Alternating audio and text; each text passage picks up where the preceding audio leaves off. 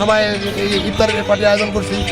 আমাদের এটা অনেক দিনে আশা আকাঙ্ক্ষা ছিল যে আমাদের তো কেউ করে না, স্মরণ করে না। আমরা নিজেরাই নিজেদের উদ্যোগে আমরা সবাই একত্রিত হয়ে আমরা আজকে ইফতারি পার্টি আয়োজন করছি। যাই হোক ভাইয়া, এটা আপনার জন্য খুব একটা শুভকামনা। এটা জানি প্রত্যেকবারই এরকম থাকে। আমার একটা অনুরোধ, হ্যাঁ। আমার যারা সুপারভাইজার ভাইয়েরা আছে প্রত্যেক বছর যে এইভাবে যে আমরা সবাই একত্রিত হয়ে একদিন, অন্তত রমজান মাসে একদিন আমরা একত্রিত হয়ে খাওয়া দাওয়া করতে পারি। এটা আমি থাকি আর না থাকি সবাই জান এটা এই কাজটা করে বল থাকে এটা।